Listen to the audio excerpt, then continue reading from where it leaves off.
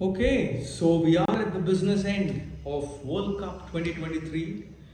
The big semi-final is finally here. Tomorrow is the big game between India versus New Zealand. It would be a good time to go back to who were the favorites to make the semi-finals before the tournament actually got started. It was my own exercise to revisit what I had said in the videos out here to all of you, that some of the sides that I expected to do well have in fact come out with flying colors and have made the semi-finals. One side, of course, the big defending champions England, who have miserably failed in this tournament so far and also failed to make the cut to the semi-finals. Except for that, many people expected Australia, South Africa and the home team India to make the semi-finals. Probable toss-up between New Zealand and England for that one spot, that one berth, and New Zealand had it. So let's get started with what I have in mind for today.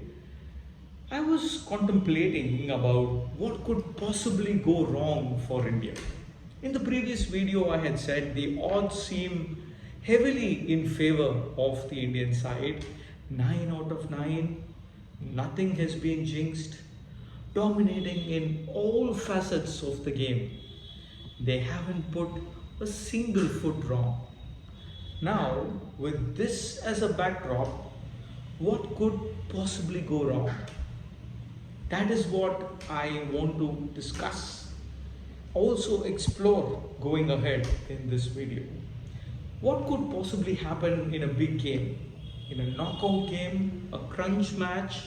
What could the opposition bring to the table that can surprise a team that has been a juggernaut so far?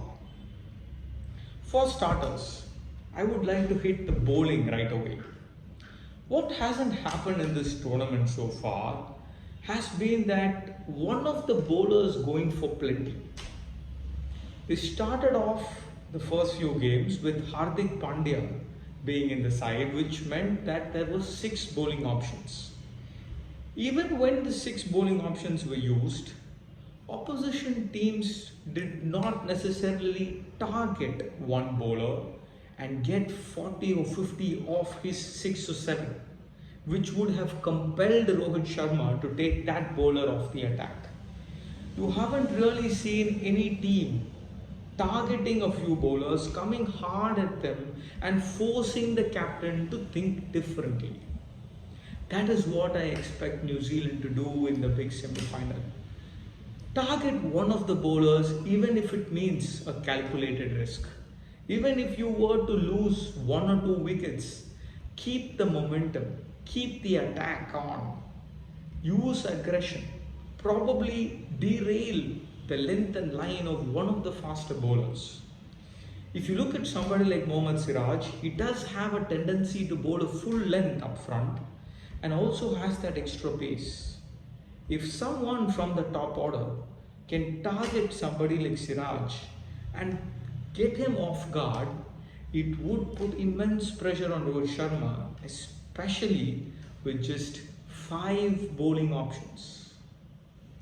You saw the 4 bowlers spinning their arms over. Somebody in the Indian think tank, probably Rahul Dravid, the legend himself, is working out such a scenario. What happens when one of the bowlers goes for plenty? Then you would need somebody to fill in. And that should be something that New Zealand should also look to do. The Wankhede at Mumbai has been spin friendly to some extent in this tournament so far, and it's just going to be slightly difficult to target somebody like Jadeja, who has come off his own in the last few games. So probably Kuldeep Yadav is going to be the man to attack as the second spinner. Has a tendency again to bowl slightly slower through the air and also toss up a few deliveries up front. If you can use your feet well and get quick runs off him, maybe that would be the way to go and put this bowling attack on the mat. The second thing that could go wrong for India is you have seen Shaheen Shah Afridi, the tall, lanky Pakistani fast bowler, a left-arm fast bowler who has troubled the likes of Kohli, Rahul and Rohit Sharma in the last T20 World Cup. You've also seen them have some troubles against Shaheen Shah Afridi in the recently concluded Asia Cup. Now, New Zealand have Trent Bolt in their lineup with a very similar angle. The left arm fast bowler who can swing it back into the right hander. With Gill and Rohit Sharma both being right handers, if Bolt can get it to swing back in, where there's a slight weakness for both the opening batsmen, and if they go cheaply, if India are 5 for 2 or 10 for 2, what happens then? From there on, how can Kohli and Shreyas Iyer build and keep the momentum going? There was a stat that I discussed in the previous video that India have managed 90 runs in their first 10 overs for the third time in the tournament. Just goes to show you what is the sort of starts that they're getting off to. And from there, it is so easy for the middle order to actually bide some time, keep the scoreboard rotating and then accelerate towards the end. In this scenario, if they are 5 for 2, 10 for 2 or probably 10 for 3, what happens to the middle order and from there on? So a top order collapse is the second scenario, is what I'm exploring. With that is the think tank thinking a little differently and understanding that if there is a top order collapse, how the likes of Rahul, Jadeja, Suryakumar Yadav, how can they shift gears and play according to the situation and still get the team to at least a competitive total like 275, 280 in a big game. From 10 for 3 or 10 for 2 towards 275, 280, that would be a scenario that they would want to discuss. The third thing would be if the top order gets off and the wicket starts playing slightly slower, and if there is some trouble in the middle order, if there are 2 or 3 cheap wickets and you have to go towards Suryakumar Yadav and Ravindra Jadeja to play out the last 10 or 15 overs with Kuldeep Yadav, Jasprit Bumrah and Mohammad Shami to follow, that is a slightly long tail. So far in the tournament, the tail has not been tested at all. In fact, in many games, they've never had an opportunity to bat.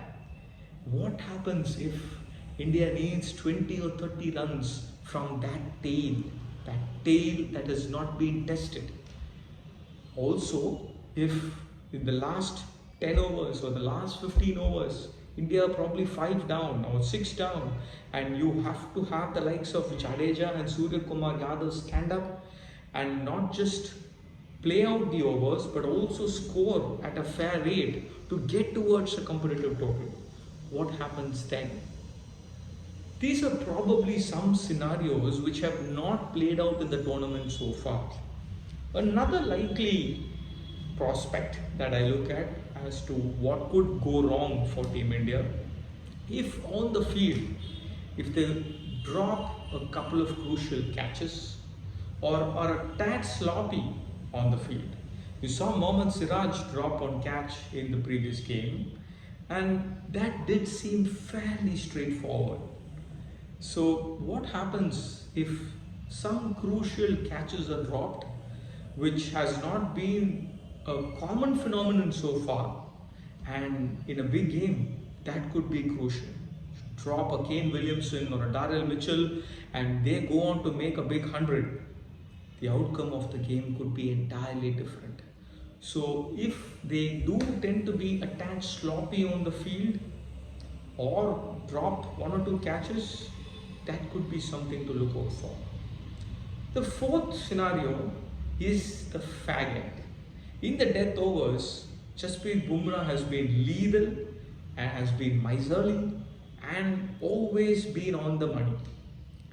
In a very, very unlikely situation, if somebody like a Jasprit Bumrah goes for a few runs and someone plays out of their skin, takes the attack to him, puts him on the mat, who is the other death bowler that the team boasts of? Siraj and Shami coming back at the fag end. So if the death overs prove to be costly, which has again not happened in this tournament so far, the fag, the 7 overs or the 8 overs or the last 10 overs, if some team manages to improvise and play really well and gets a big 90 or 100 runs of the last 10 overs, India could easily be chasing a very big total. So these outcomes are something that you should keep in mind. I'm sure the think tank has probably thought about all of these. Another thing that also comes to mind is somebody like a KL Rahul, who has been a revelation behind the wickets donning the gloves. So far, there has not been a criticism or accusation about how he is kept. He has been clinical and has been neat. In an unlikely situation, yet again, if KL Rahul, who's not known to be a regular keeper, drops 1 or 2 catches, or again tends to become a little shabby behind the wickets, that could be a big blow too. In these knockout games, the big stage, anything could go wrong, and just one moment, one event could change the direction of the game. A lot to ponder over, something that I thought I must discuss because we've always celebrated this team and the way they've played. The juggernaut that it is just rolling relentlessly and seems absolutely unstoppable. If these scenarios have to play out, New Zealand on the other hand would have to create a strategic plan and execute it relentlessly. Because if you see the way New Zealand has also played in this tournament, they've had some ups and downs, and there are certain aspects of the game which they would want to work on. So New Zealand would have to come up with a rejuvenated strategy with an attitude of nothing to lose. They would have to come with a killer instinct and never say die in a game like this, where you're playing a team that's won 9 out of 9 and you're playing a team that is expected to win, the odds being in favor of that side. You would want stellar performances from the men in form. Rachin Ravindra, Daryl Mitchell, who have been the centurions in this side so far. You also want the likes of Kane Williamson and Tom Latham, the senior men in the side, to stand up.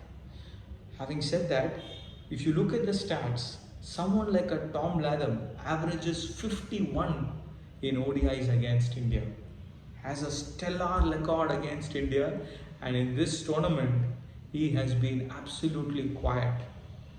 Maybe tomorrow is the big game for somebody like a Tom Latham. So New Zealand would have to understand who are the people who can stand up and then bring out the best in their game. If there is a spot where in the middle overs there's weakness against the spin, there isn't much momentum, what they must devise as a plan would be to not lose too many wickets.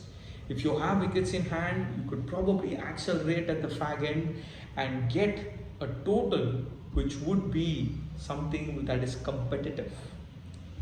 India too would have to look out for the prospects and the scenarios that we've just discussed. So let's wait for the big game and see what exactly transpires. I'm hoping for a game where cricket actually wins, maybe something that is nail biting, goes right down to the wire just for the sake of the tournament, and we as fans, and of course as a big India cricket fan, you want a comprehensive victory for the team, not one where it stutters. But you never know what the strange game of cricket throws up. I'll see you in yet another video tomorrow. I hope to make a few shots also going forward as the game plays on. I will be glued to my television set. I'm hoping you all will be. I'll see you in yet another video.